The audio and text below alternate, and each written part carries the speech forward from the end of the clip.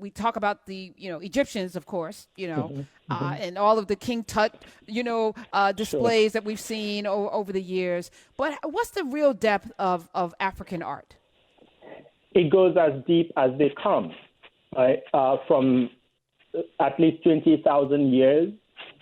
But rather than going to time immemorial, right, unrecorded time, one example of how impactful African art outside of Egypt and Ethiopia, which was known to the West. In the early 20th century, some bronze objects or, let's say, copper alloy sculptures were discovered in southwestern Nigeria in a place called Ife in southwestern Nigeria.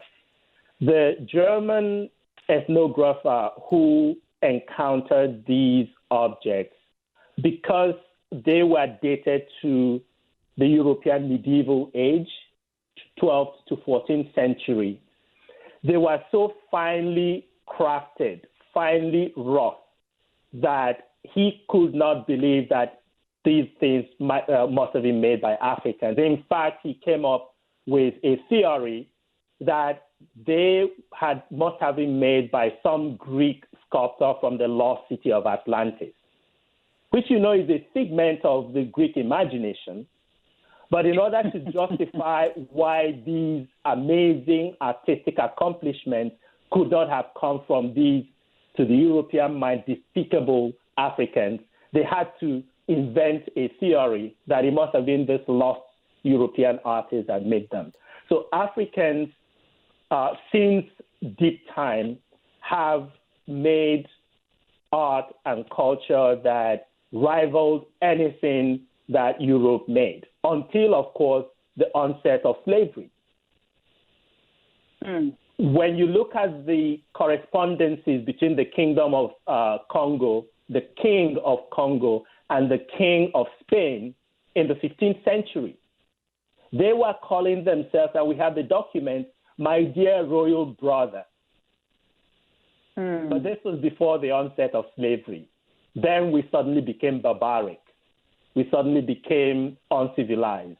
Even though 15th century Europeans that went to the Congo described it as more urban than Amsterdam at the time.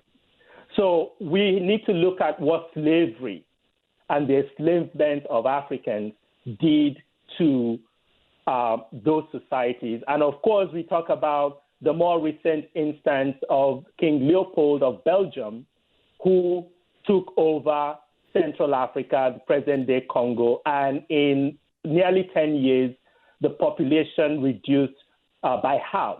In other words, under his regime, more people died in the Congo than the Nazis killed, at least as far as the records, in Germany and elsewhere in Europe. Wow. And when you look at the Congo today to see the fate of that country, it's in perpetual war. It's precisely because of the legacy of European despoilation of that part of the African continent that happens to have some of the world's richest mineral resources.